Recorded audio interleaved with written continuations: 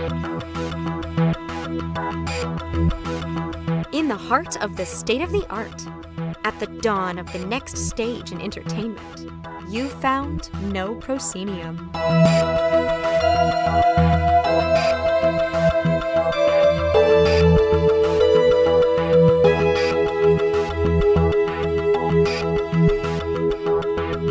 You have indeed found No Proscenium, the voice of everything immersive. I'm your host, Noah Nelson, coming to you from a very hot Los Angeles, California, and welcome to episode 357.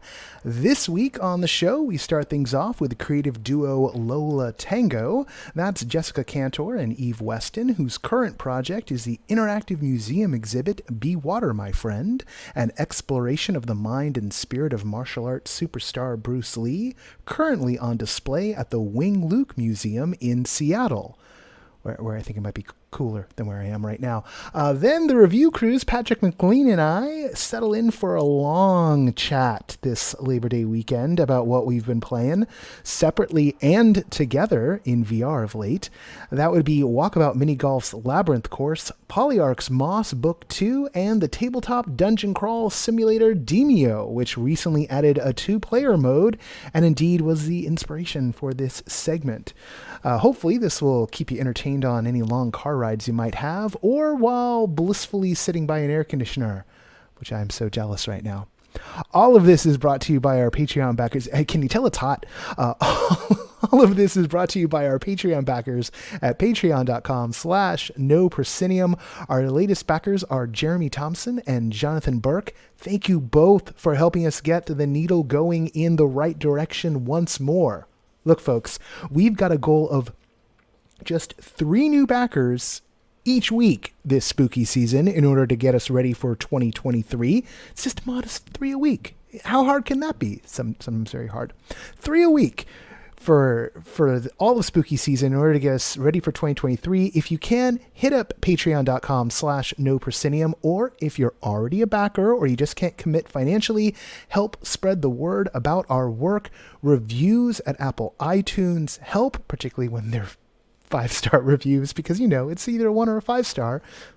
And if you want to do a 1-star, just stop listening. It's okay.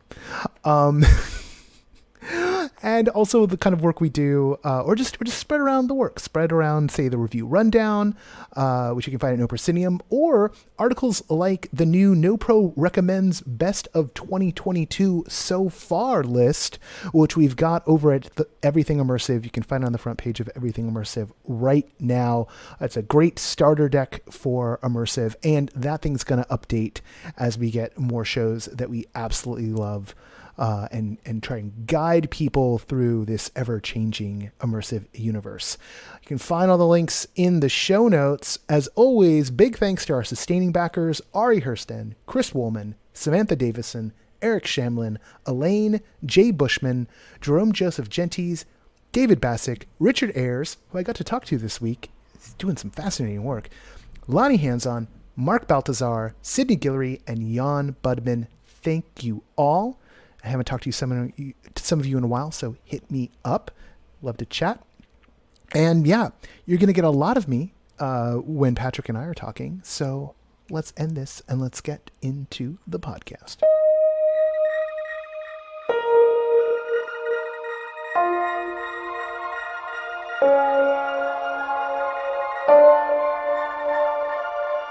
In Seattle right now, the curious may find themselves drawn to the Wing Luke Museum, where Bruce Lee, Be Water, My Friend, an interactive exhibit that invites viewers to step into the mind, body, and spirit of Bruce Lee, is currently running.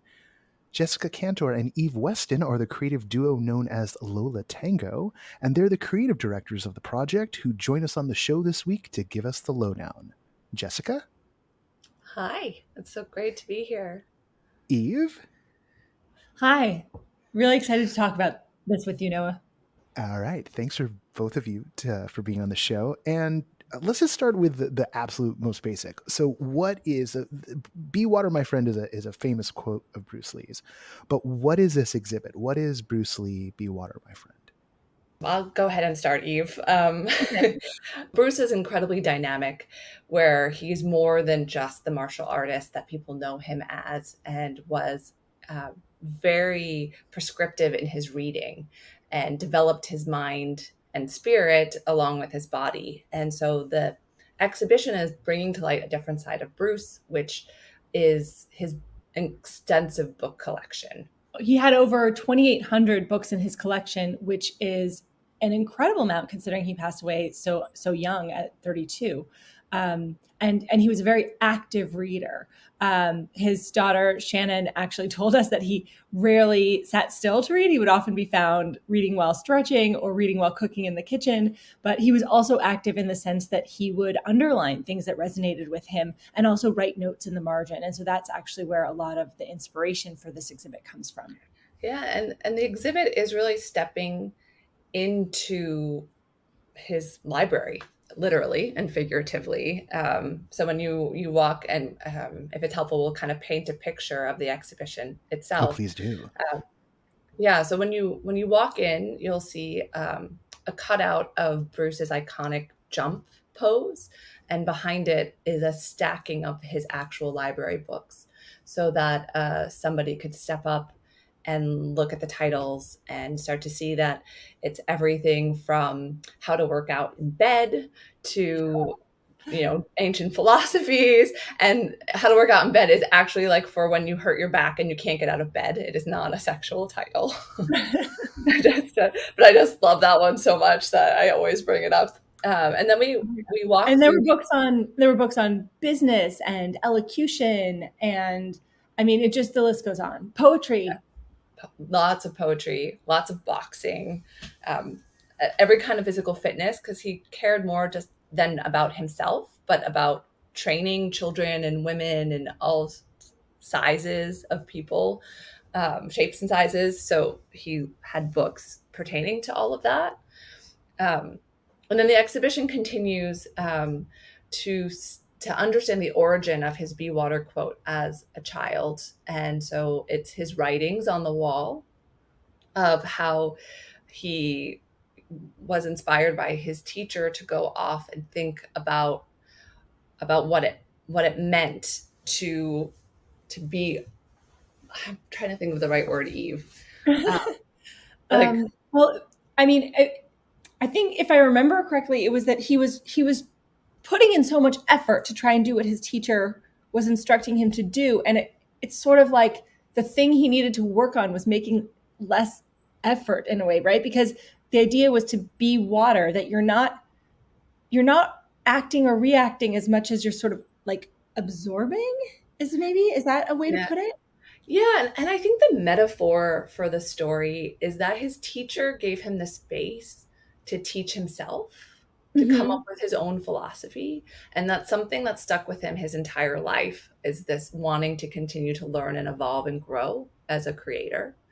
And then that takes us or the museum goer into the interactive portion of the exhibition, where we have 3, I guess we're calling them lily pads, or little circles that have a projection map of moving water. And when sort of virtual puddles in a way. Yes, virtual puddles, and separated into mind, body, and spirit. And when you step on the puddle, a quote that he has underlined from one of the books appears, almost floats to the surface. And then on the wall, a projection of how he incorporated that quote into his life. And so there's, a series of them in mind, body, and spirit. And hopefully over time, we'll continue to even grow that library of information. So when you say the how he incorporated into his life appears on the wall, is that a textual thing? Is there a piece of video? Is there something that's like No, that's a great question, Noah. It's a little bit of everything, and it changes depending on the quote. So in some cases, it is textual. In some cases, we actually project Bruce's writings from the margin, right? So on the ground will be the quote that he underlined, and then on the wall, you'll see what he wrote in relationship to that quote, so you can better understand how he was thinking about it and how he felt it applied to his life and his work. And then sometimes that text of his writings is also combined with images, and sometimes if maybe he didn't write in the margins on that one, then we might just see images, and those images could be photos from his life, video from his life or from his work, or artifacts from his life, pictures or scans of things that were relevant or important to him. I feel like maybe his report cards came up at some point. I know they were in the museum. I'm trying to remember if we used them in quotes, but things like that, and drawings. They're his training cards. So like he had like how many push-ups, how many sit-ups, like he was very prescriptive also in how he trained. So that definitely came up, and different like his kind of business card, his calling card came up. Different sequences of fight material came up. It was really interesting process working with the Bruce Lee Foundation and their archival database, and seeing sometimes that video and image that they chose wasn't the obvious one for the quote. Like in the margin, he wrote about be water. And so I would just assume they would take the video from the Peter Burton interview where he spoke the be water quote. And instead they picked some imagery from his life of when he was physically acting in that way. So I thought it was surprising to us, or to as we were creating the different wall projections. What was the go for it. I was just thinking it might be nice, Jessica, since you mentioned that quote, that I could just quote that for you right now, because I think it does sort of embody the philosophy, right? He says, "Be water, my friend. Empty your mind. Be formless, shapeless, like water. You put water into a cup, it becomes the cup. You put water into a bottle, it becomes the bottle. You put it into a teapot, it becomes the teapot. Now water can flow or it can crash. Be water, my friend." So just in case anyone listening hadn't heard that, I think it is a powerful statement, and it really does speak to how he thought about it. What was the brief that y'all got when you got this project? So it's interesting because the project started years and years ago, pre-pandemic, due to a conversation I had with Shannon, who is a friend of mine.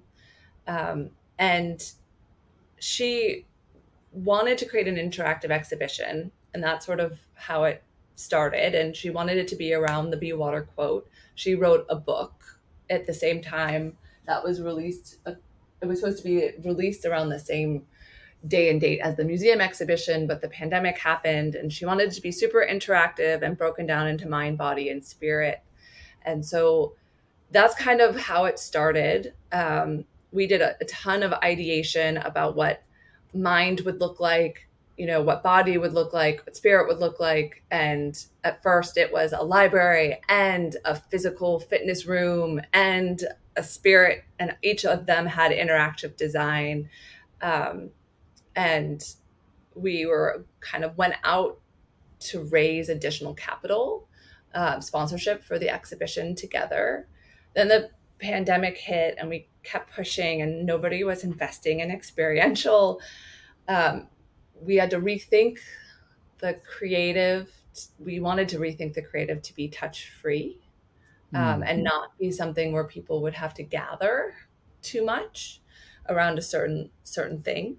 And then in the course of all of this, Eve and myself became a duo and started working on stuff together. And so that happened, and Eve and so I brought Eve into the fold, and it was amazing to have an additional perspective as we were diving into each of these concepts.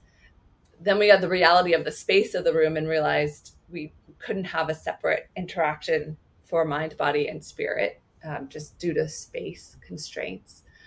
And then the Wing Luke Foundation became the home of Bruce Lee's library, all kind of as this idea that Eve and I started bringing to life about how the library itself would be something we could step into. And I think Eve made this amazing point, and I'll let her expand upon it, is like when we're in a museum, having books and being able to read them can be completely overwhelming. And so how do we yeah, so I mean, let you. I love books and I love museums, and still I don't really want to go to a museum and then see a bunch of books behind glass cases and try to read what's on the page, not to mention the fact that you could only see one page per book, right? It's not very engaging, even for people who love to read. And I think, when I came on board, there was also this idea floating around of like, well, maybe we do have digital scans of the books. We could put them on iPads, but still, only one person at a time can really see what's on the iPad screen. And then you have this feeling of people are waiting to get to it. And the other thing about like books in the room, it can feel overwhelming. And so we really wanted to try and eliminate some of those frustrating feelings and think about how we could make it easy for visitors to access a lot of content at the same time, have them not feel overwhelmed by the amount of content. And so there are several things that we really love about the way that this ended up coming together. And one of them is that it allows you to focus. It contains, quite a lot of his quotes and philosophy, and lets you learn a lot about him, but it's not overwhelming. So, there are 3 puddles that you can step onto, and you're only doing one at any given moment.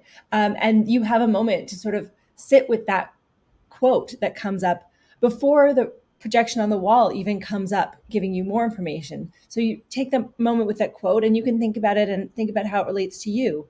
And then the projection comes up on the wall, and then you can really see and think about how Bruce interpreted this quote and what it meant to him and how he implemented it in his life.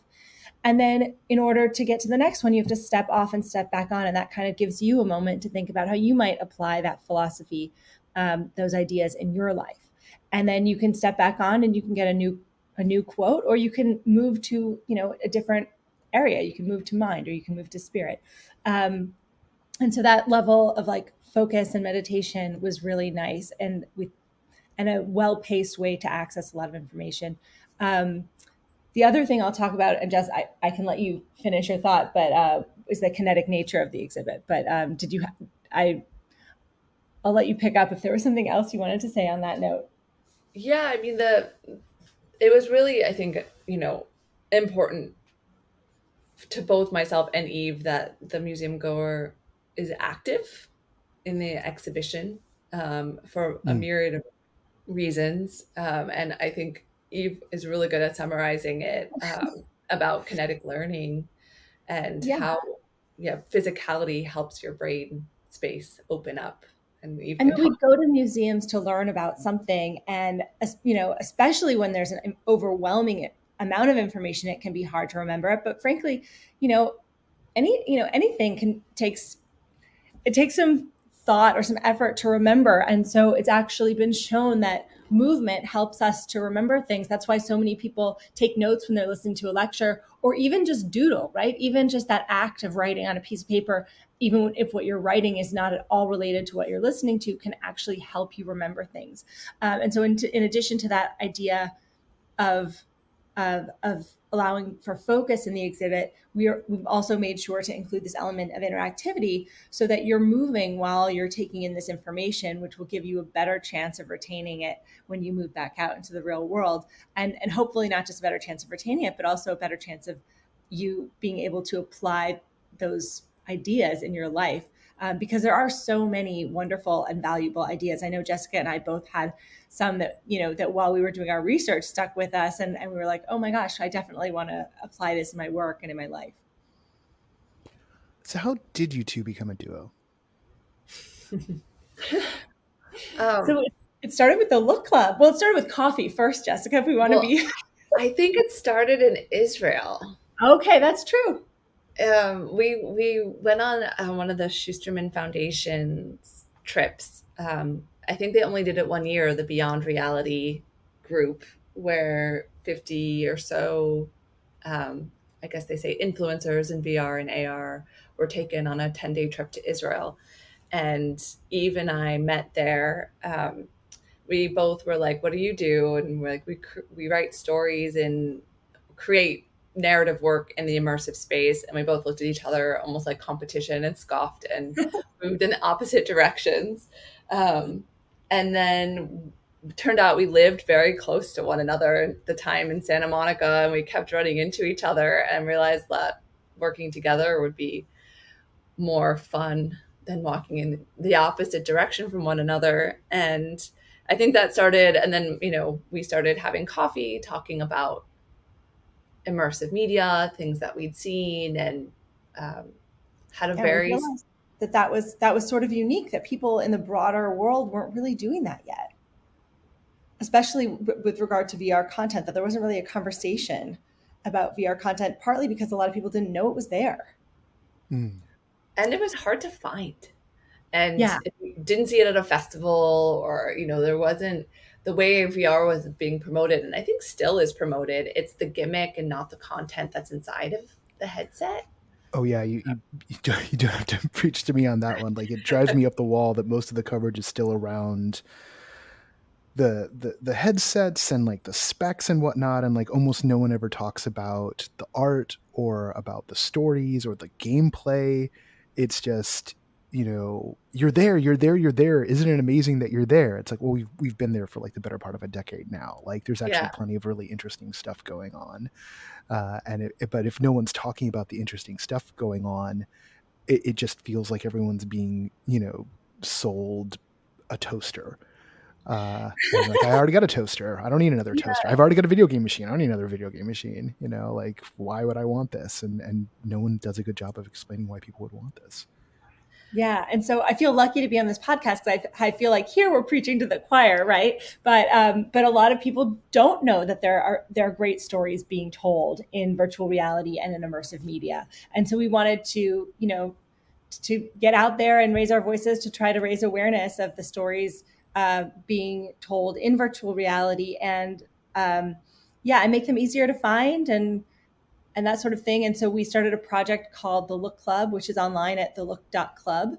And it's a searchable database of immersive narrative, searchable by, sort of the usual suspects like name and director and genre, but then also unique things to like what platform it's on, or whether it requires a headset or can be seen on a 2D screen or is in real life, right? Those sorts of things. And it's also searchable by its classification and the taxonomy of experience. So, if you want to do an immersive story experience where you are a player or a character in the show, you can actually search by that. But if you prefer to not be an entity in the space, kind of like an invisible ghostly presence, like you can search by that as well.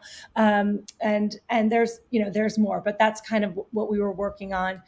So it was both a searchable database, and then there was also a review show component too, kind of exploring immersive narrative in depth and talking about the filmmaker's choices and, where it was effective and where it could be more effective. Because, Jessica mentioned that we were both writers and creators, and we're also directors in this space as well. So that was a fun project to do together. And it actually just so happened that, like, just as we were launching it, the pandemic hit. And so we not only did we spend a lot of time working together and doing these productions, right? Because the review show was an actual show that we filmed on a weekly basis.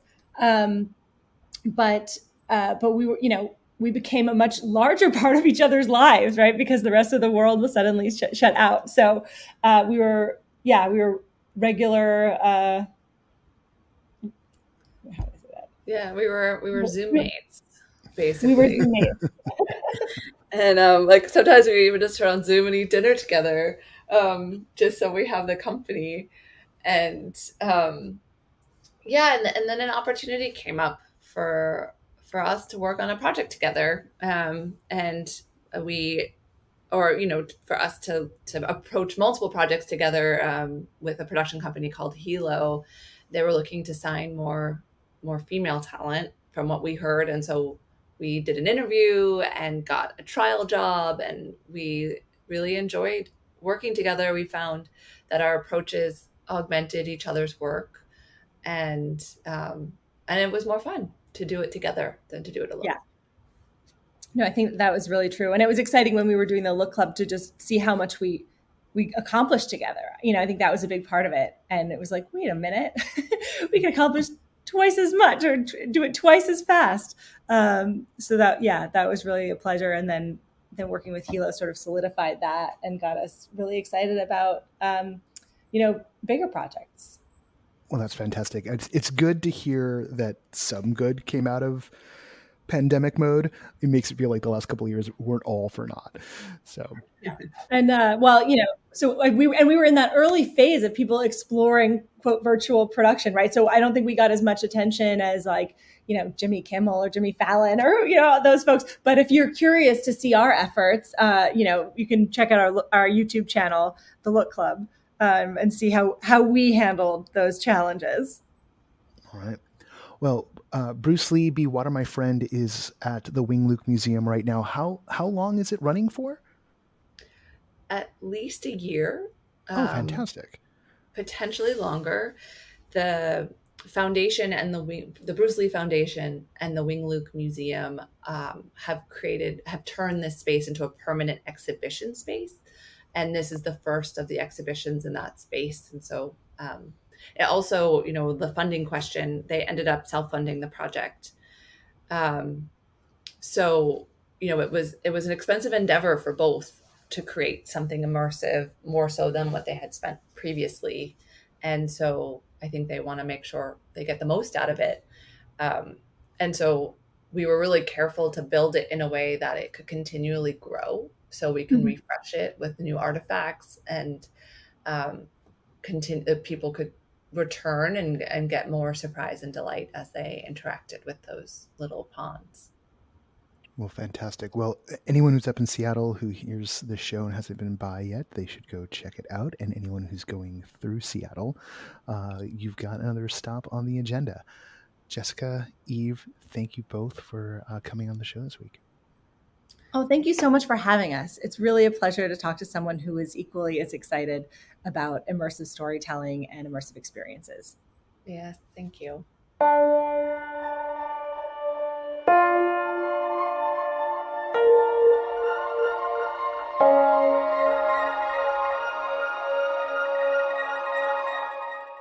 As you know, from time to time, we like to check in with the team at NoPro. Sometimes we do a whole separate podcast called Review Crew.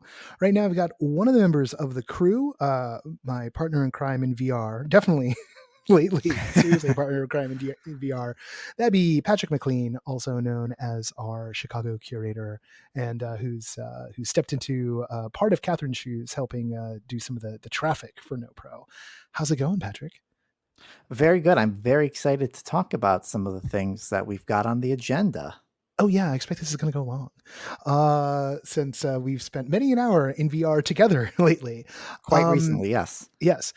So just so you know, the three big things we're going to talk about today are going to be Walkabout Mini Golf's Labyrinth expansion. We're also going to talk about Moss Book 2, which came out recently. There was a podcast episode with the developers. And then we're going to talk about Demeo, which is the thing we've been spending the most time together doing in VR. Demeo, which is a kind of a tabletop role-playing game simulator of a sort. But first, just wanted to start off with the fact that like VR's having another little moment. Kind of feels like I don't know, maybe it's because I'm spending more time and you're spending more time, but there's a lot going on right now. I completely agree, because I feel like there's an influx of kind of like community building occurring in some of these topics we're going to be talking about, some of these games we're talking about. And then additionally, I've noticed there's an influx of maybe like older games that were only PC exclusive coming to the Quest in particular. And I think that's like just blooming the library quite a bit in regards to what people can do and be playing in VR right now. And this weekend, when this is dropping, this is Labor Day weekend, this is dropping, there's a couple of big events going on that have VR components. So the Venice International Film Festival, for instance, has Venice Immersive. We talked with the curators of that last week. In a week to come, we're going to have some of the creators of pieces on the show. I've already got to check out one of the pieces in it, but there's also a part that's going to be accessible to the whole public. There's a whole VR chat world showcase that they're doing which is fully accessible to members of the public based on the world hop lists that they're putting out. VCATS was just like for the past 3 weeks or so, closed a few days ago. That's Virtual Markets. It's this virtual goods sales showcase, mostly people selling off avatars and objects for use inside VR chat. Built some amazing worlds in there. There's really some incredible stuff to be seen. Like the mall of the future exists in VR chat.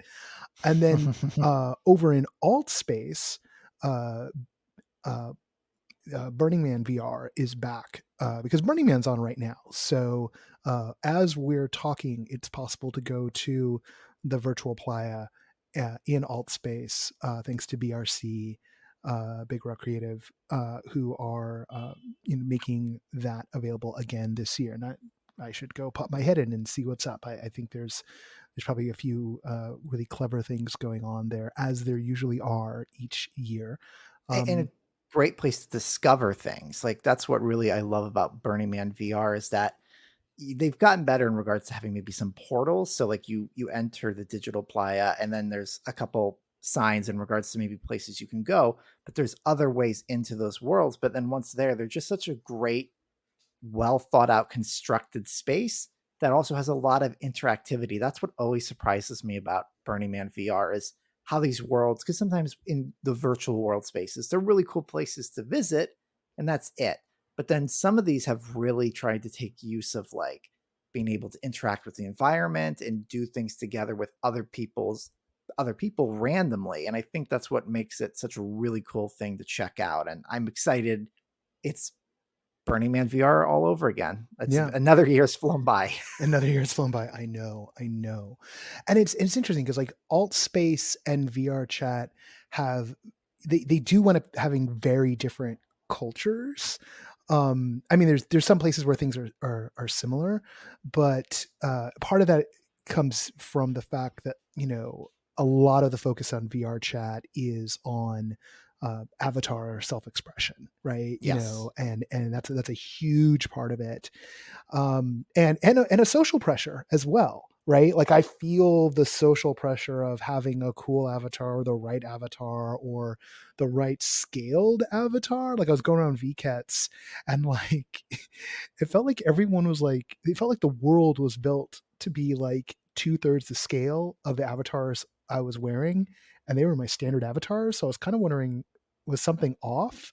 But I was going around these like little Japanese market stalls and they were very small.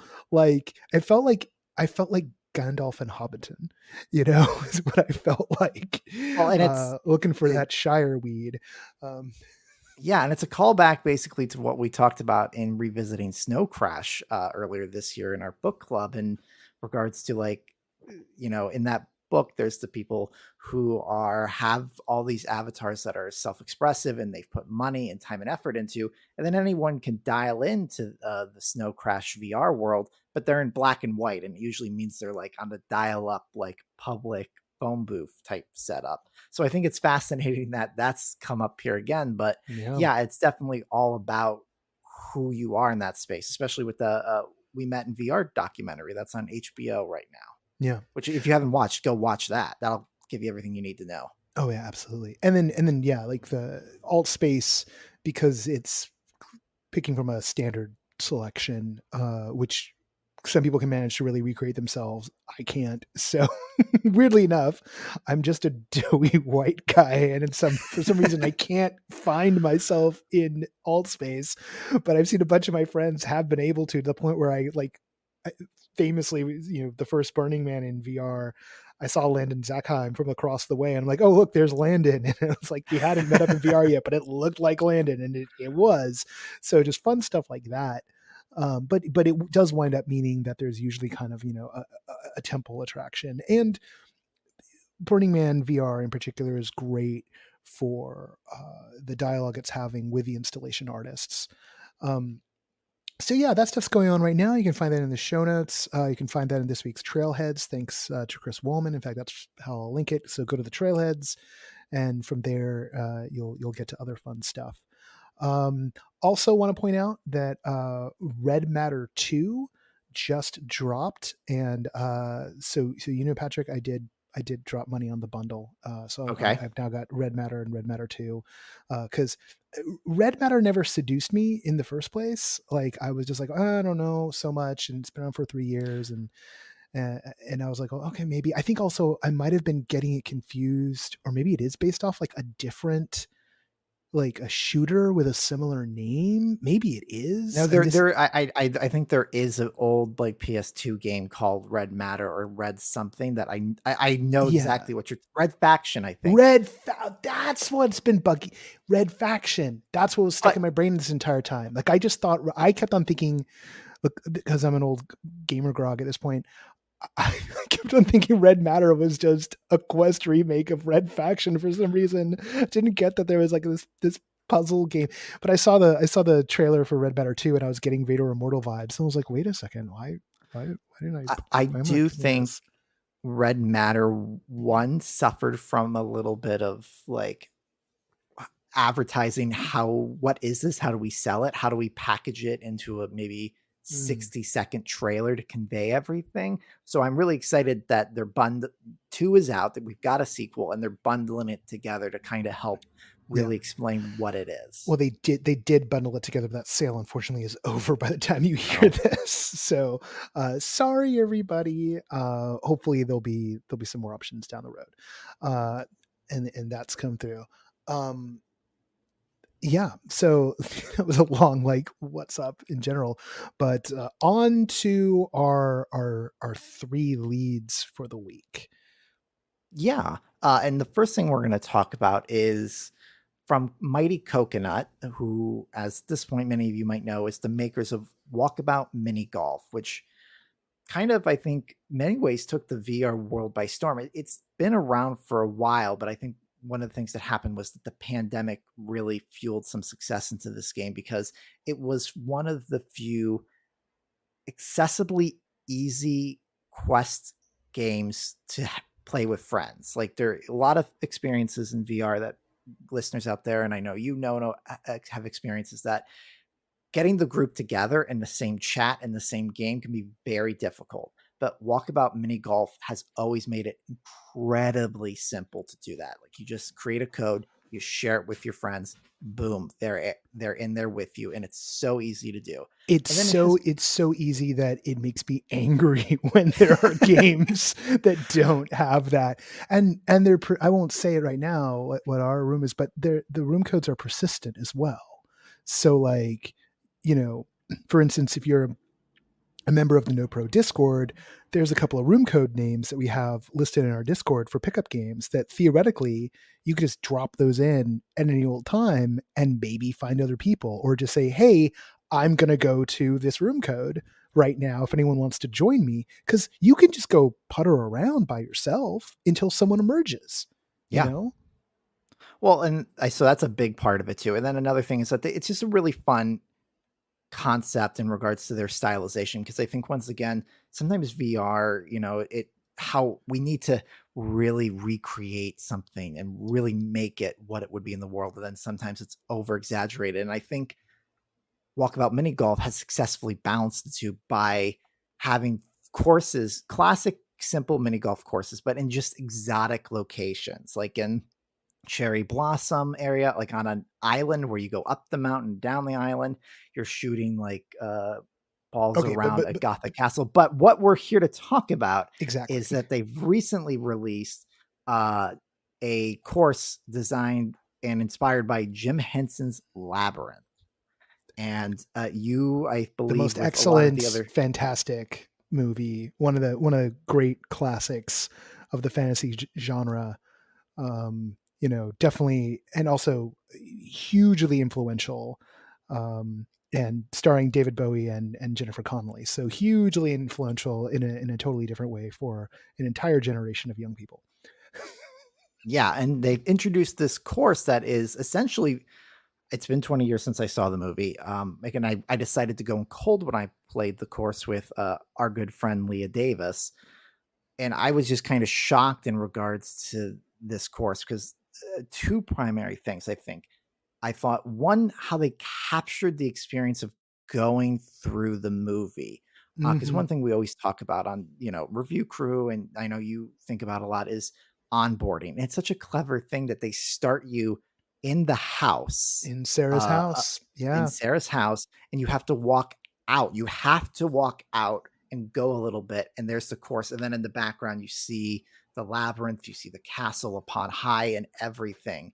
And with capturing like the tone of it perfectly, and then having the accessibility of mini golf, and what has made this game so great was just a peanut butter and chocolate combination, I thought. I mean, what Yeah. did you think of playing these courses? Oh my goodness. I mean, so it feels like exactly what you want Walkabout Mini Golf to be, which is this missing link between a mini golf course and a theme park attraction, Yes. because it's the biggest course they've done so far. You can actually go off track and just go get lost in the labyrinth, for and you can really get lost. Like, it is very good that there's a button you can push to bring yourself back to the It's ball. massive. Like, you're under, like, Yeah. it's Yeah. humongous. I mean, it's compared to a another Walkabout mini golf level. It's humongous compared to, and also I'd say compared to, say, most like VR chat worlds I've been in. Yes. Most virtual worlds I've been in aren't as big as this. Definitely don't have as much going on as this does, and it's seamless. You can go on for forever, and not quite forever in a day, but you can go on for quite some time. And there's basically, like, three large thematic zones, if you will, from one point of view. There's the outer edge of the labyrinth. Actually, it's more like four. There's like the outer edge of the labyrinth. Then there's sort of like the narrative transitional stuff. Then there's the town outside the castle, and then there's the Mhm. castle itself. And as it is with most mini Walkabout setups, there's a day course and a night course. And the night course you get by either, I think, getting par on all the holes. Good luck with that. Yeah. Or just in general, particularly here, uh, or collecting all of the hidden balls that are around. And then once you unlock the night course, I think the night course, while way more difficult than the day course, is far more gorgeous. And there's major cosmetic changes. Uh, it's have you gotten to play night? No, that's why I've not played, Okay. so I'm Uh, I'm sitting here I'm raptured. I'm gonna okay, so I'm not gonna spoil all of night for you, or any of it, but I'm just gonna say there was parts of day, or there was a specific part about day that I was disappointed in, and I won't say what it is, but anyone who's played all the way through can probably know. Whereas while I enjoyed sort of the moment we got at a certain point, I really wanted something else for that part of the course. And at night, you get it. And Interesting. it's kind of cutesy how they do it. And it's very mini golf how they do it, but they do it as opposed to in in day they don't. So that alone, and mind you, the cost of admission here for this DLC is $3. And so it costs almost nothing. A and I And you get learned so that much. if you have a regular group of people you play Mhm. with mini golf, you only one person needs to own the course. Yeah. You won't be able to collect the balls or unlock like the level because of it, but one person in your group can have it, and that allows the other three players to experience this, which I think is such a wonderful community building experience. Their business model is so heartwarming, so delicious. I hope it's working for them, because exactly right. If you want to play with friends, only one of you needs it. The incentive is to be able to play it whenever you want, and also you invite other people in, particularly to the night course. And then there's also there's a hidden there's what they call the fox hunt. So there's a treasure hunt through each of the courses actually, and the reward for each of the nighttime courses has a treasure hunt, and the reward for those is a special club. So during the day you're collecting different golf balls, and at night you're collecting other stuff. But if you go through that course, you'll get a special golf, a putter at the end, and it'll be themed to the stuff. So like, and I didn't even know all that. And this is stuff like, you just hear about Walkabout and you're like, oh, mini golf, like that sounds fun, let's do that. And they just keep on adding more stuff. There's like a driving There's so much range more to it, yeah, and a putter. So there's easy social space. They've added a few more avatars. There are Labyrinth themed avatars that have come with this pack, which is probably another thing that you can't get if you don't have the DLC. So you get Hoggle, Sir Didymus, and Ludo. Which the funny thing was like, I'm sitting there going through them, and I know that movie so well that I see the characters and I know the name, and it's, oh yeah, it's Sir Didymus, and I'm like, how do I know? Yeah, It's because it's burned into my brain. I saw Labyrinth at a drive-in with my dad when I was a kid, right? Like it's one of my indelible memories. And the only thing that I remotely want to complain about, I barely want to anymore, which is just, there's only a few parts of the game where they take advantage of the fact that everyone's got their own instance, or they have interactive, like you do something with the ball and then something changes on the map. There's only a couple of times that happens in the whole of it, and that does feel, on one level, at a metaphysical level, it feels like a bit of a missed opportunity.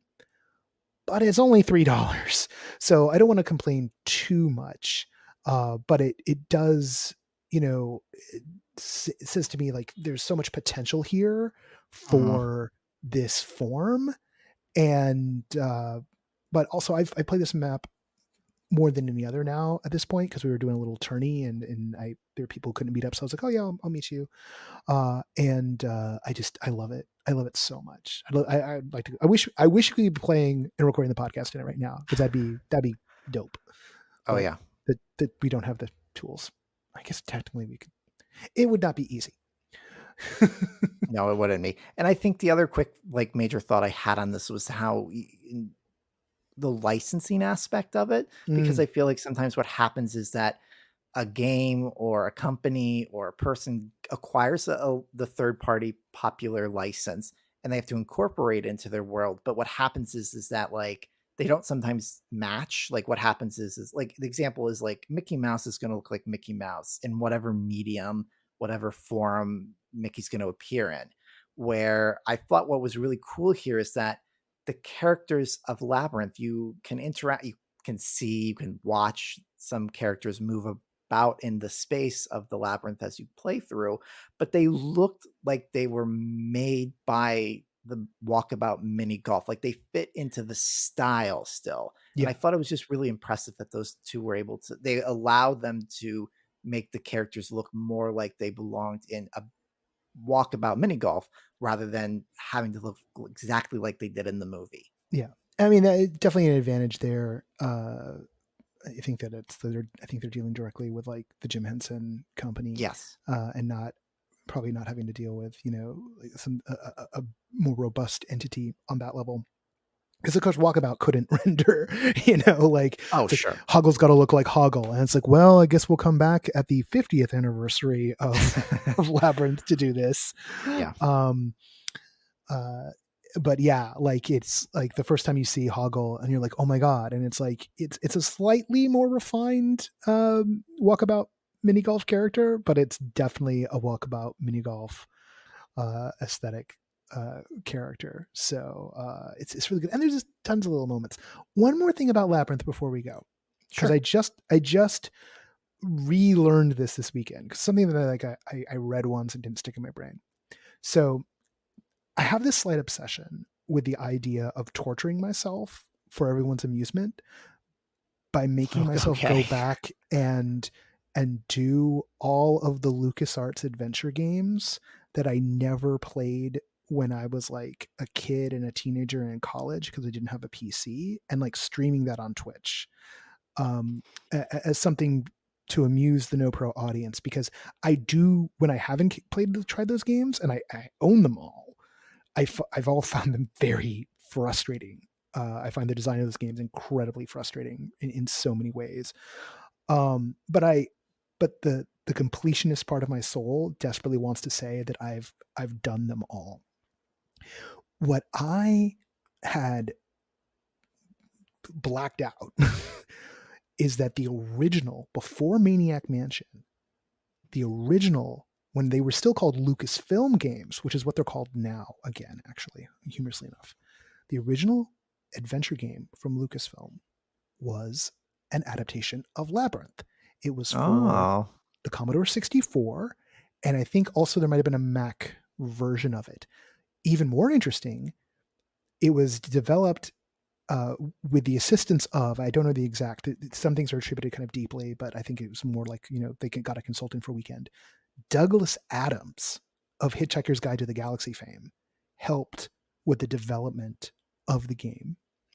And it is different from all of the games that would come after, the so-called, what's known as the Scum games, because that was the engine for it that started with the Maniac Mansion. It's got a different interface. So it plays radically differently, and it's unlike anything else that's ever been made. And the sad thing is I at least for the long foreseeable future, I will never be able to stream this because it is not available for purchase on Steam. The rights are probably in some kind of hell zone because Activision published it, but it was a Lucasfilm game, but of a Jim Henson company property. So so lawyers unite. That's a nightmare. Yeah, that's absolutely. a nightmare. And if one were to theoretically attempt to play this game, the only reliable way to play it is to find something like an emulator software package and, maybe a cracked copy. And they frown on that on Twitch. You're not allowed to do that. So, it's really interesting. We can watch full playthroughs on YouTube. Or, you can, just do other things. And, yeah. So, no, won't get to play that for everybody, but, I've watch it on YouTube in between. I've dabbled in what it's all like. And I got to say, while it still has a lot of those, from what I can tell, those frustrations of the what I call the guessing game, or game designed by what number am I thinking of, is how a lot of those games feel like to me. There are other things, particularly in the first 10 minutes. Like if you don't want to do certain things, I would just encourage you to go on YouTube and watch the first 5 or 7 minutes worth of the game and see what it does. And it's kind of breathtaking. It really, particularly for knowing that it's a game that came out in I want to say 85, 86. There's some stuff going on with it. Sure. Do you think the kids even know what a Commodore is? What it was? Not in any sense of what a Commodore is. They don't know what the computer is. They don't know that there was a band called the Commodores. They probably aren't watching Master and Commander. It is a word that has no meaning. It was a movie with Russell Crowe, right? What? It was a movie with Russell Crowe, right? Yeah, Russell Crowe's in it. Yeah. I've actually never seen it. I heard it's very good. People love it. It didn't do well, but people swear by it. But then again, some people really love ancient naval battles. So I should watch it sometime. I don't know. Yeah. Speaking of battles, I'm to set you up for this. So a couple of weeks ago, I got to interview the folks over at Polyarch about their long-awaited release, Moss Book 2. Technically, this is it had already released on the PlayStation VR, but it finally released for Quest. The Moss series, being Book 2, this is the second one. Tells the story of a adorable little mouse who's gone on an adventure. The character, well, Patrick, I'm gonna let you. So it's Quill. Quill's the mouse going on this fantasy adventure through a realm of magic and what do we call it? Anthropomorphic creatures. Yes. And it does a really interesting thing about the relationship between you and this character. So you're playing a platformer, but you are still a presence in the game with your perspective. So go off. Just tell us all about your experience because you did the review for us. Yeah, and what I think the important thing is what you touched on in regards is that it's a platformer, yes, because you're sitting there in a fixed perspective and watching the environment and looking around. So if you even kind of look to your left or your right or even straight behind you, there's nothing. It's darkness most of the time. There's nothing behind you. So you are asked to stare straight ahead, which is I typically don't like that in VR, the fixed forced perspective. But what happens here is that you start this game off with opening a book. You're in a very kind of Oxford library. There's candles on the tables and there's the old leather book, and you open it up and the story of Moss, which is what the land is called, is being told to you by a narrator, and you're turning the pages until essentially, as I describe it, you fall into the book and you are the reader to these animals that are living in the land of Moss. That there's occasionally every couple years or whatever, with the use of this magical glass, one of the animals can see the reader, that they can have an interaction, that they can acknowledge each other's presence. And that's what happens with Quill, is that Quill finds herself very quickly on a larger than life adventure to save the land from many of a terrible creature. But what is so wonderful about this game, and you touched on it, is the relationship you have with Quill.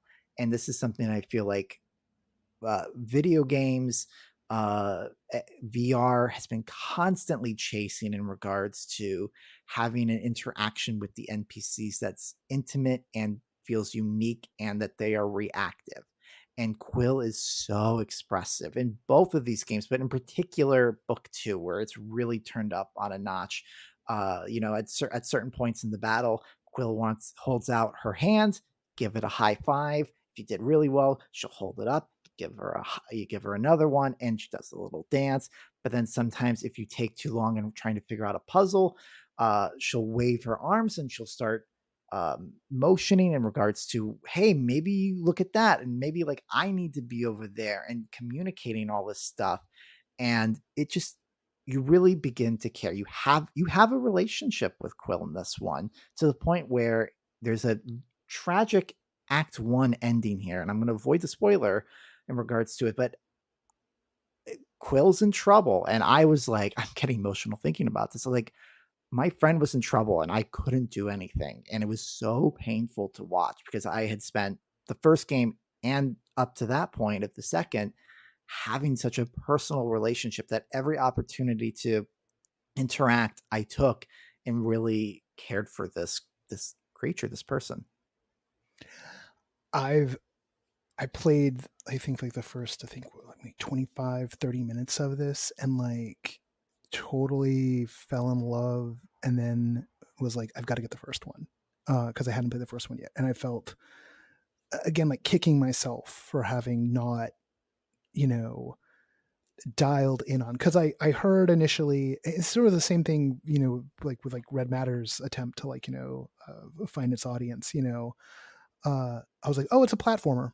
All right, cool. So it's a cute little anthropomorphic platformer, and it's a conceit of a book, and I'm like, all right, that'll be fine. Like, but I didn't get a VR headset to play platformers, right? And having seen like Super Lucky, what Tale, I think was like the one that was like the original platformer on Quest, and it's come out on I think PlayStation at this point, so it really feels like, oh, is this really even a platformer on VR? That's just kind of gimmicky. And this is not gimmicky. And no, it's really well thought out. I think that's what's so important, is that, and to your point, like, like the trailer shows you just like running and jumping and hitting some robot baddies, but this world is so thought out. And then in regards to and with the puzzles, like when you mentioned the puzzles, right? And Yeah. like the puzzles, you know, you often involve you sort of physically manipulating the space, right? So like Yes. it's almost like imagine, and it's a little bit abstracted, but each time you come to one of these spaces, you essentially you get this toy box or this toy playset that Mhm. you've then got to both figure out how to navigate this character across, and you will manipulate the space and you will maneuver the character. All of it Yeah, feels like you're guiding the character. They feel like they have a bit of their own agency. You will set things up in their favor. You can make things work to their advantage. You've If the conceit is that you're the reader and readers have power and you're kind of this extra dimensional being, you kind of feel like an extra dimensional being who has godlike powers in this space. Like they've really nailed that conceit and opened up that childlike feeling of playing with toys. Well, yeah, you're always leaning in these games. Like Yes. to your point with Physically, like a literally platform. physically leaning in. Yeah, you're like every time you come into a new environment, which the other great thing is when you move from left to right or the other way around, the diorama space, the little play space disappears. There's the sound of pages turning, and then the new one appears. So it's really keeping that narrative alive. But that entire time, every time you're in a new place, you're like, look, you're leaning in. You're trying to like get a perspective on like, where could Quill go? What can I move or manipulate? And then additionally, even in combat, if you feel overwhelmed, you can reach down and grab like a bad guy sneaking up on Quill behind while she's bashing another one to help protect her. Like you are, it's so much more than just moving a joystick. You are, as you said, like godlike, you are involved. You are leaning in and very much a part of this story and a part of this world with these people. Yeah, I mean, it is such a smart execution on you know, what's a relatively straightforward concept, but it could be easily botched by trying to make it just too abstract. You know, like it could Mhm. they could have gone a direction that felt more like, oh, there's a button to push for each type of thing you're doing, or here's a little row of keys you can smack on to like create effects here, as if it was like, you know, a massively multiplayer, you know, online role-playing game, right? Like the Right. buttons and cooldowns. And but by making it be that like, no, you've got to physically get involved, um they've nailed what makes VR interesting. And like, I mean, I'm not going to say like, oh, I don't want to play any other kind of platformers now. Like, I'm sure I'll play other platformers. They've never been my number one genre. It actually, that's one of the reasons why I avoided avoided Moss for a while, was that platforms aren't my thing. You know, platformers don't really do it for me anymore. I'm often like, oh, I'm not a baby. I don't play Super Mario, although I really love the last Super Mario. But like, you know, but this, Well, I am a and baby and I do want to play. yeah, but even with the platformer, like there's so many games out there that you've either played or experienced, being Mario, like you have to be so precise and careful with your platforming, where here it really is like designed friendly. Like I was never concerned, oh, I got to like perfectly time Quill jumping between things. Like that's not the point here. Like in the sense of, yes, like you've got to traverse the space in a very interesting way and you got to go up and down and sideways and down and around, but it's about the journey that you take. It's not about the timing in which you complete the journey.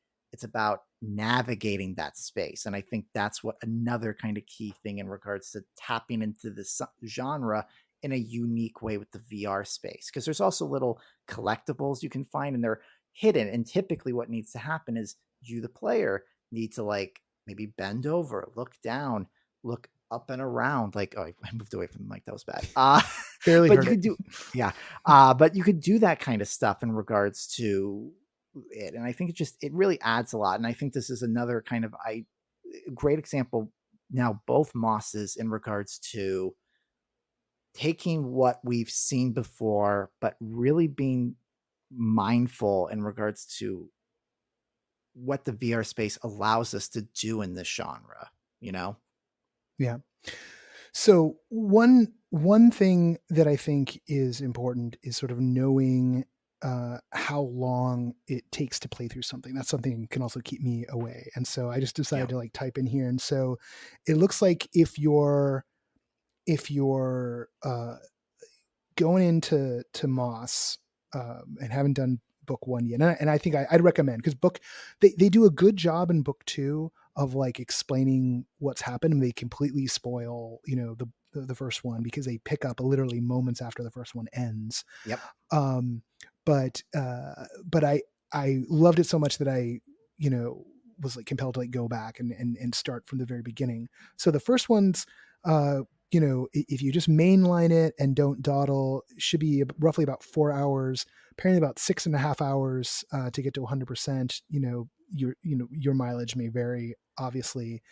And then a little bit more for book two, about 6.5 to 8.5 for main and extras. So, roughly about 7 hours total for Moss book two. So all in all, you're looking at, just about under 12 hours of game between the two of them. So you know what you're getting into. That's an aspect that I don't think about. Well, no, that's an aspect that I always go like, how long is it going to take me? And then I don't bother to look it up. But there is, in fact, a handy website for video games called howlongtobeat.com that'll tell you, give you some estimate ranges there. So that's what's up if you want to jump in on Moss. I think that's important to know for VR headsets too, because you gotta, because once again, like you're leaning forward, you're leaning back. I mean, you said it best once to describe what the Quest kind of is. It's having a hot brick on your face. This current generation is much better, but it's a light hot brick right in front of your eyes, and you need to be able to take time. And I think that I would say even more specifically, Moss 2 is broken up into these maybe 6 areas overall. And to that 8-hour playthrough, it's about 2 hours. So there's a lot of really great opportunities to take a break, which I think sometimes VR games are really bad about, that they want you to go, don't stop, stay in the headset until your battery's dead. And it's like, my face is on fire. Yeah. The Netflix theory of content. Please binge it all now. If you put it down, we know you're not going to come back. I mean, that's just, it's something we got to get culturally away from. This also caused me to look up how long is Red Matter. Red Matter 1 about 3.5 hours, and currently Red Matter 2 main story 6 hours, so twice as long. So about 9 hours of gaming ahead of me. And both Red Matter and Moss have a lot of puzzles too. So there's some critical thinking here. You're not just sitting there the entire time. You really are trying to engage yourself in other ways. No, and it feels to me like we're finally at a point, and I'm going to be very curious because, look, there's all sorts of issues around Meta as a company, and the et cetera. And the new headset was sort of unceremoniously announced on, that one podcast that it'll definitely come out in October. Just offhandedly like, oh yeah, we're going to come out with some more hardware, which sadly also kind of tells weirdly for someone who's like bet heavily on a forum to like just be casual about such things is just weird to me.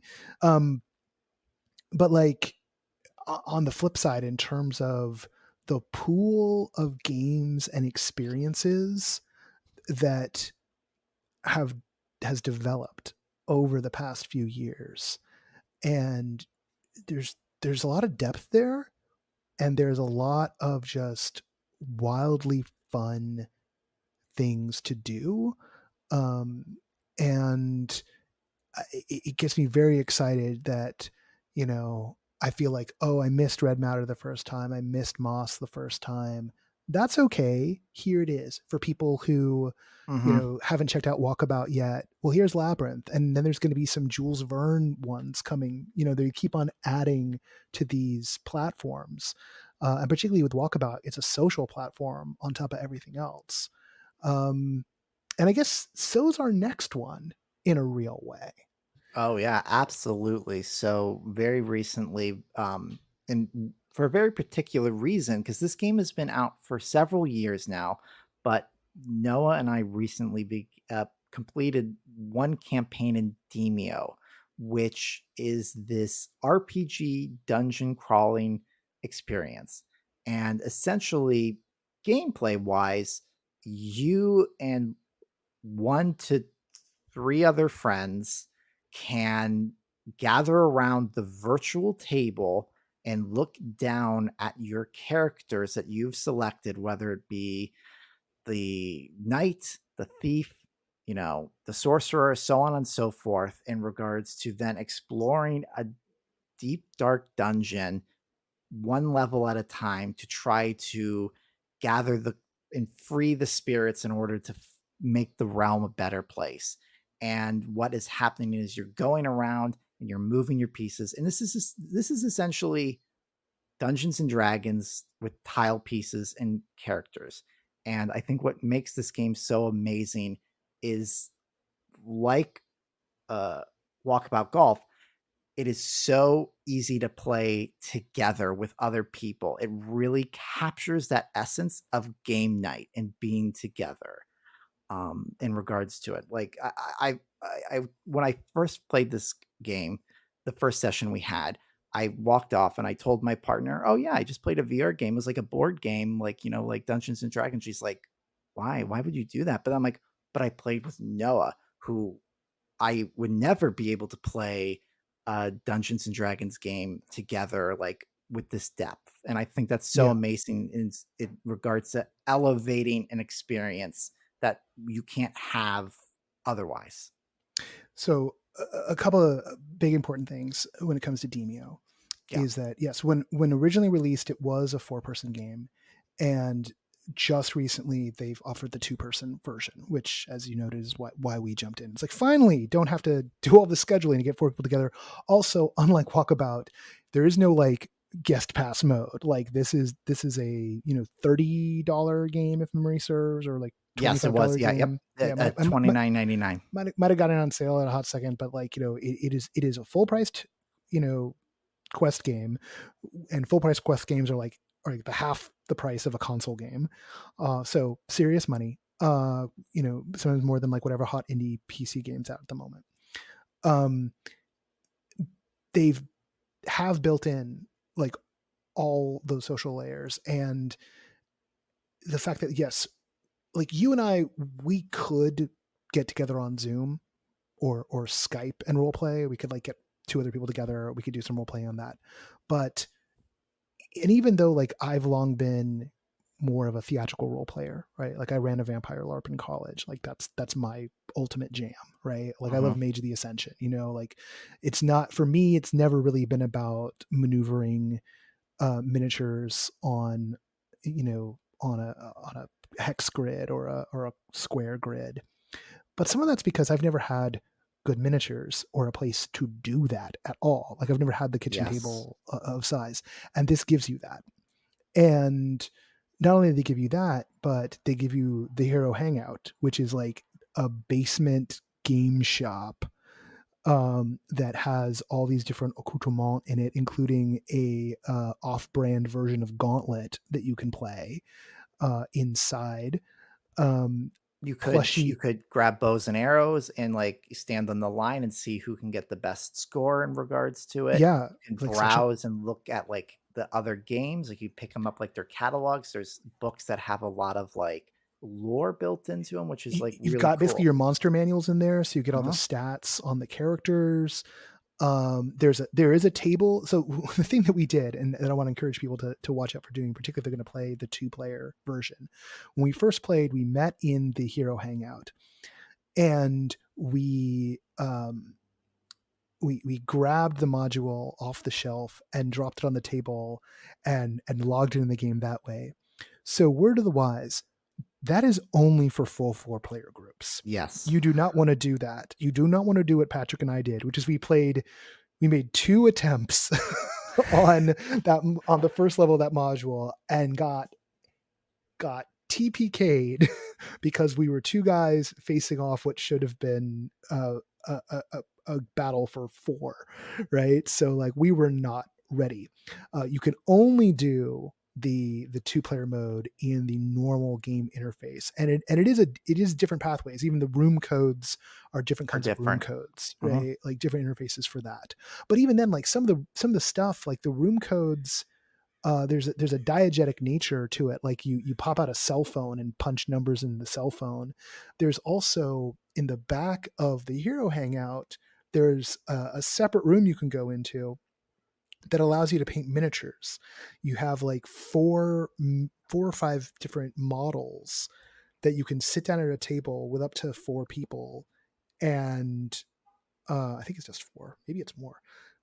And just sit around the table and paint miniatures. And that's actually the very first thing we did, was to sit around the table and we're painting and chatting.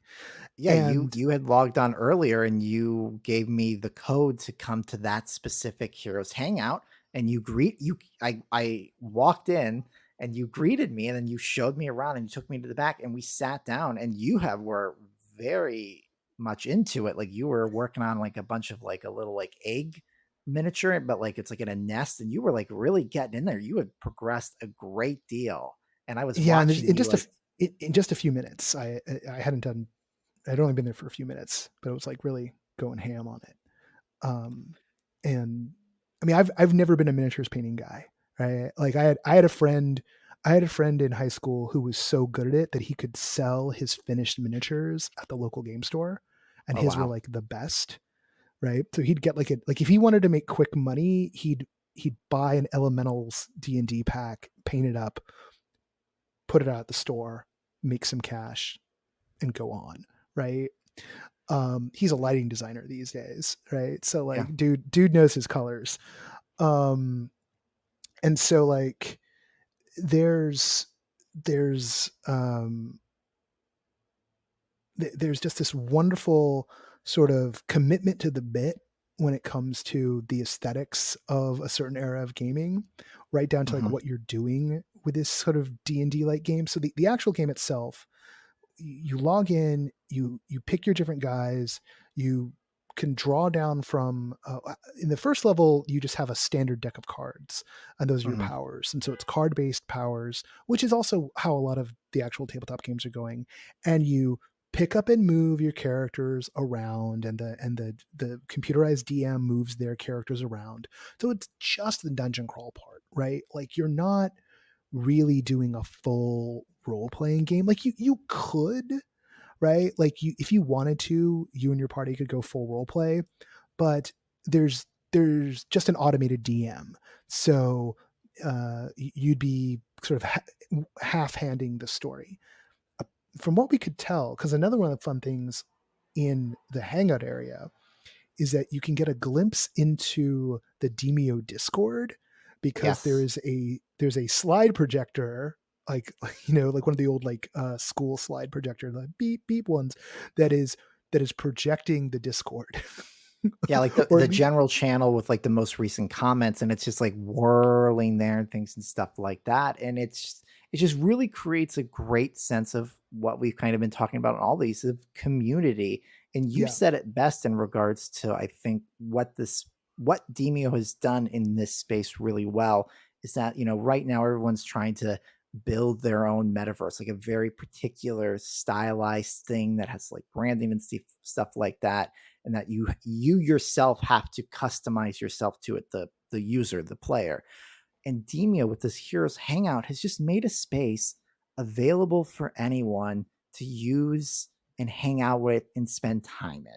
Come in, have a good time, relax. And that's the metaverse. It's just visiting a place that is meant for anyone to be used at any time. It's pick up and play. It's dedicated to this game. It's a specific thing, but you start to see like you start to get a feel like, oh yeah, I could just hang out here and play this game. And you could even imagine one day maybe there's a few different games from this company that use that core set, or that uses that Heroes Hangout metaphor, and you just open up different games. Like in the long run, I could see that. This idea of, the funny thing is, people have been trying this for a while. They've been trying with like, oh, let's create the virtual game room. Let's create the virtual arcade. Like we both played Star Wars pinball, and it was like, here's this room you have to go play pinball, but you're by yourself.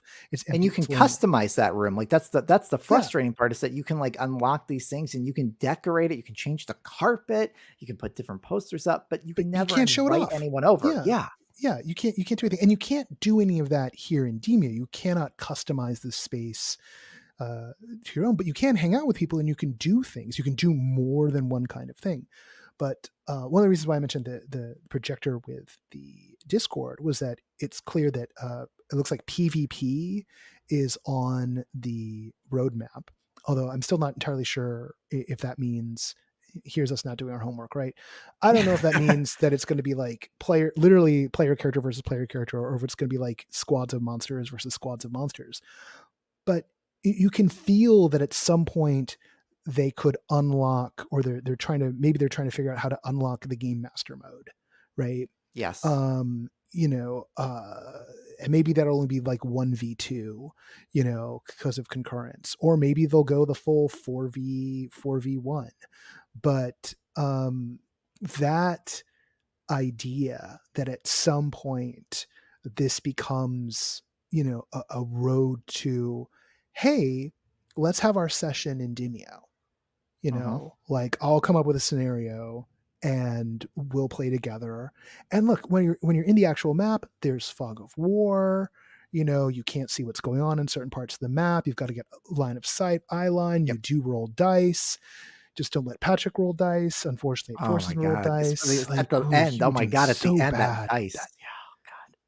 He crit failed. Like, I think like 5. You did ultimately kill the final boss. You got the last hit on last boss. I'll give proper. 5, like 5 in a row. It was 5 crit failures in a row. Like, I probably would have thrown the table if we were playing IRL. I would have just been like screaming in real life. But even I don't get to play D&D with anybody. 5 minutes later, I would be throwing the table. Maybe these things are related.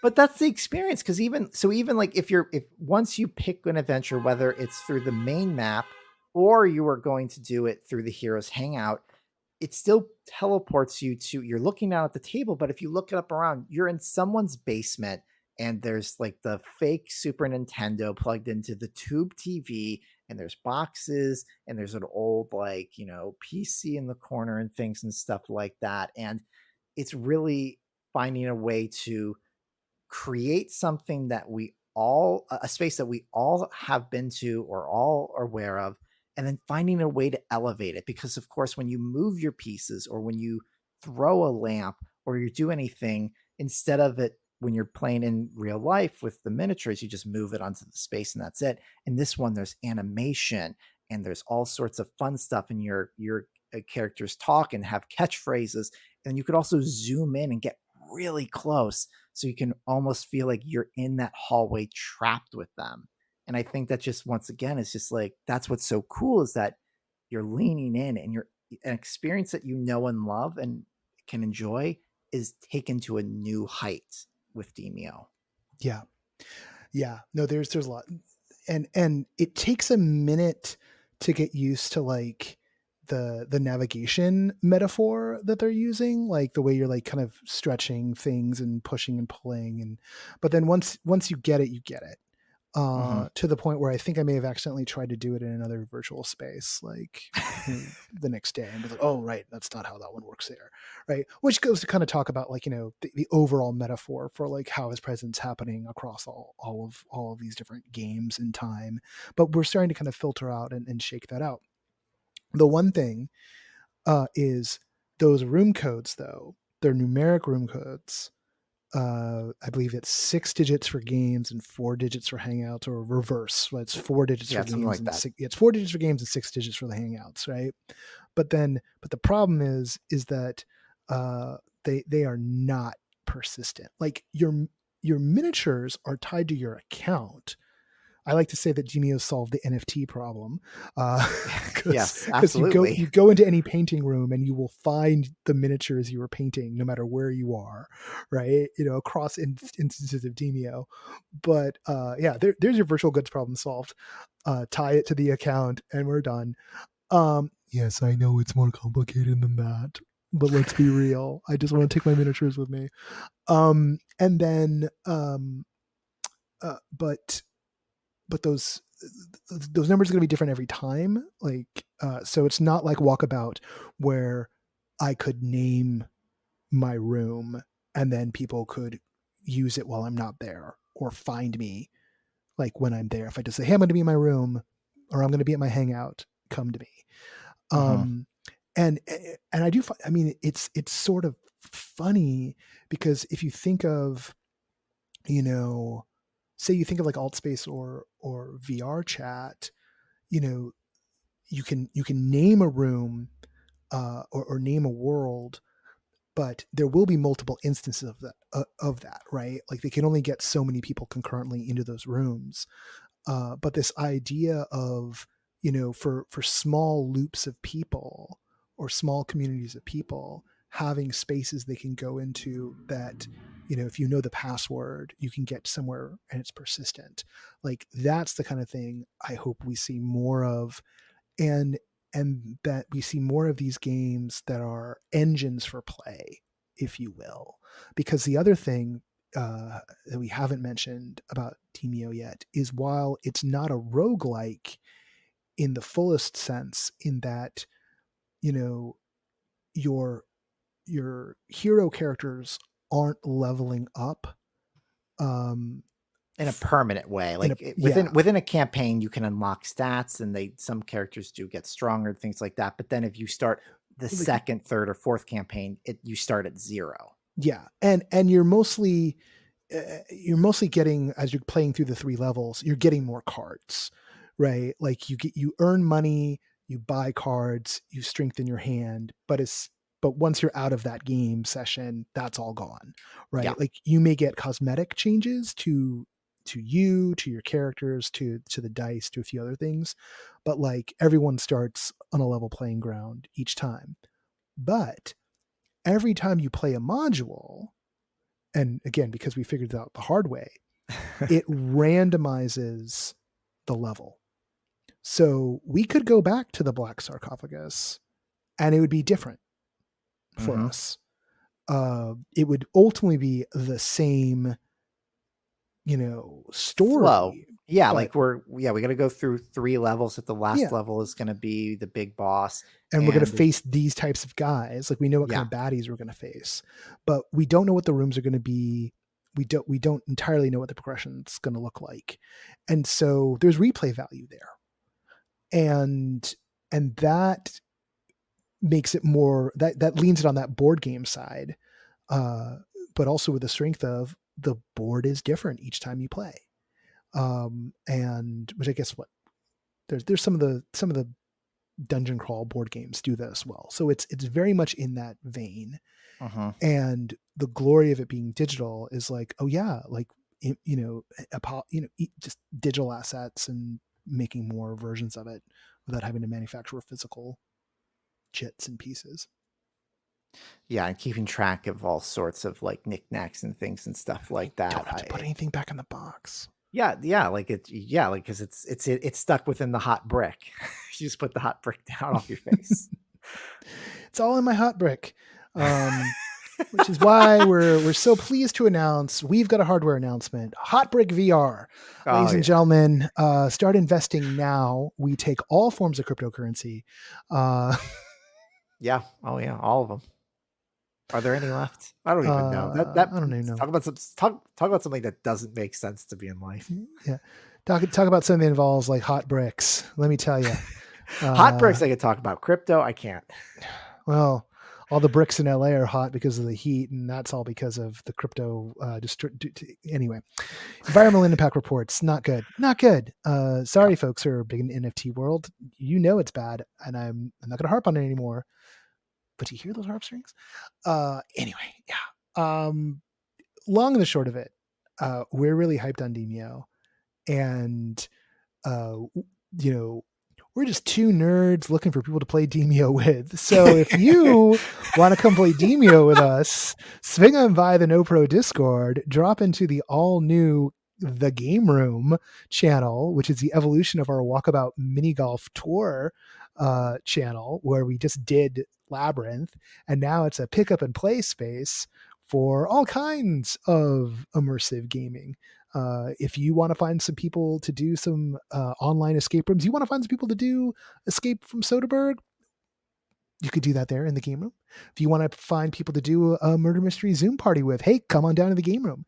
If you want to party with Patrick and me inside the virtual basement that is Demeo, come over to our basement. You want to do it? It'll be fun. Come on down to the game room. Right there in the NoPro Discord. All right. Patrick, anything else in the great land of immersive gaming on your mind at the moment before we let everyone off for the rest of their Labor Day weekend?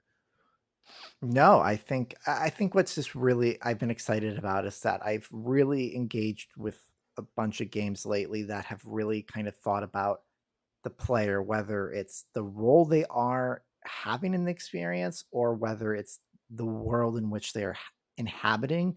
And I'm very excited to and I hope that there's more to come. I hope this is the beginning, that Demeo and Walkabout Golf, and there's going to be more of them. We know there's the bowling VR experience, there's poker ones where you can just drop in games and things and stuff like that.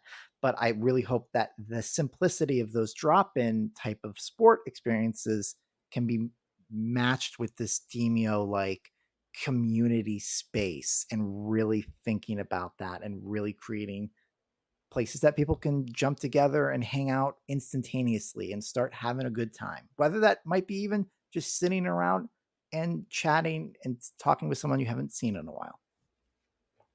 Fantastic. I have one more note from the gaming space for this weekend, particularly for those of you who are blessed enough to have Game Pass. Yes, Microsoft Game Pass, Xbox Game Pass, including the PC version.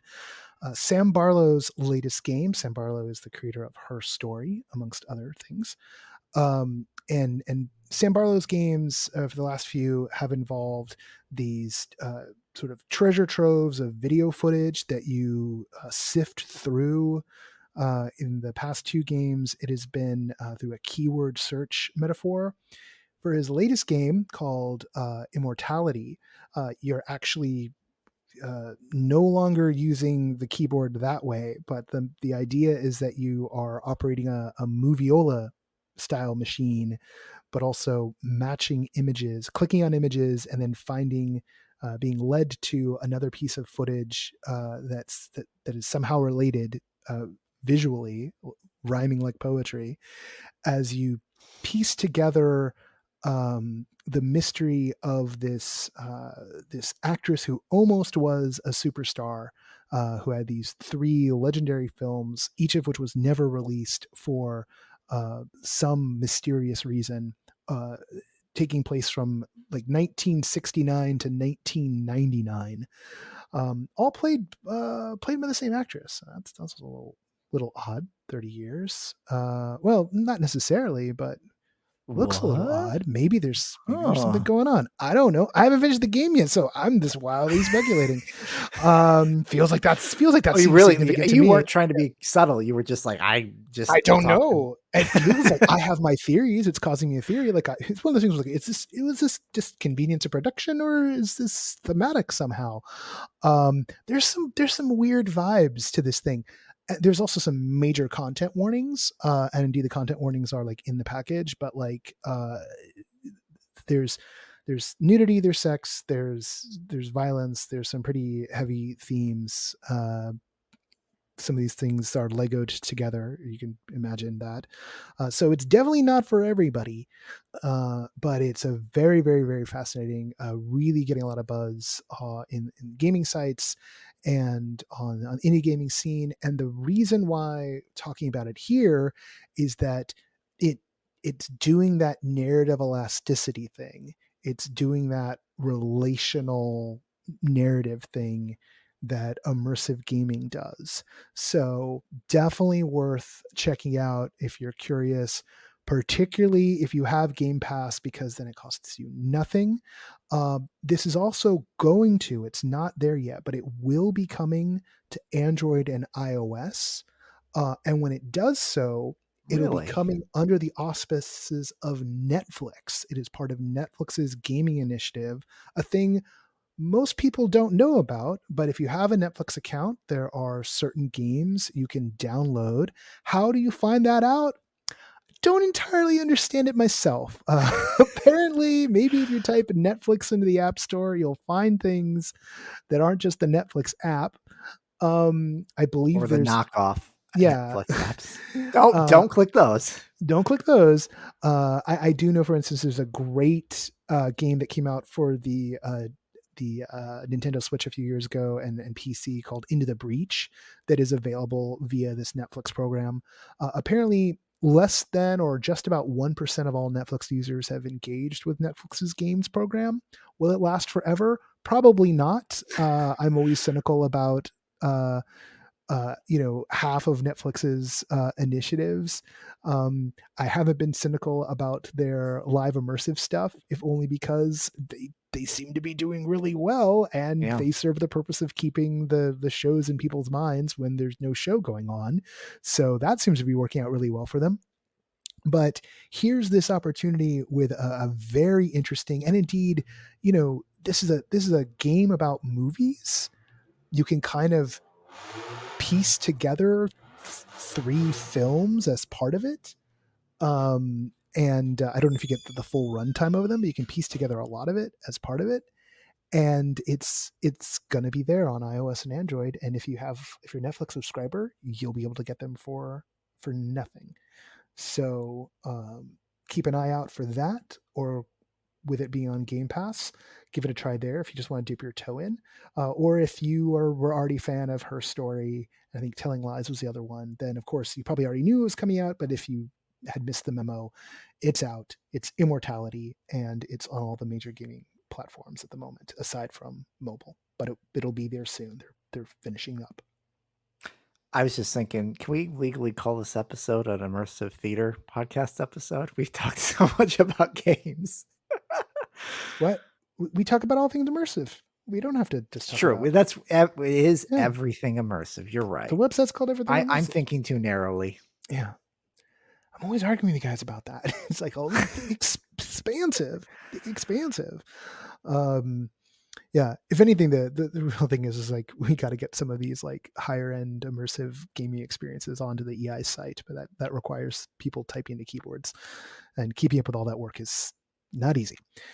All right. On that note, unless someone wants to volunteer, always willing to take volunteers with the content line. So there you go. Patrick, thanks for swinging by and spending, almost half of a Demeo session with me. Yeah, no, absolutely. Maybe next time let's just spend the time doing Demeo. Yeah. Well, like I said, we're looking for a pair. So looking for mixed doubles there in old Demeo. So give us a holler.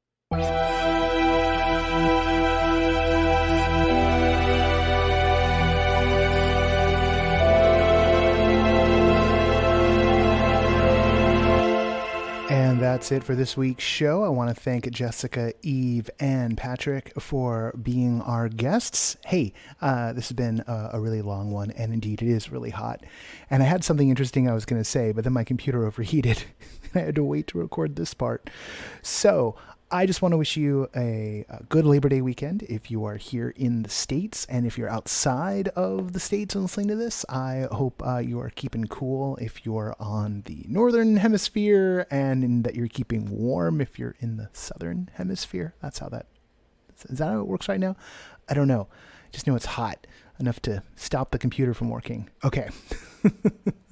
Let's do the credits. I feel like there's something I'm supposed to tell you, and I can't remember what it is because my brain doesn't work. Here we go with the credits. The associate producer of No Proscenium is Parker Sella. Music for No Proscenium is by Chris Porter of the Speakeasy Society. Special thanks to Siobhan O'Loughlin for voicing our intro. And the podcast is written, edited, hosted, produced, and mixed by yours truly. I actually read the thing this time. I'm Noah Nelson. Until next time, give me 1 second to see if I remember what that thing was. Nope. I'll see you at the show.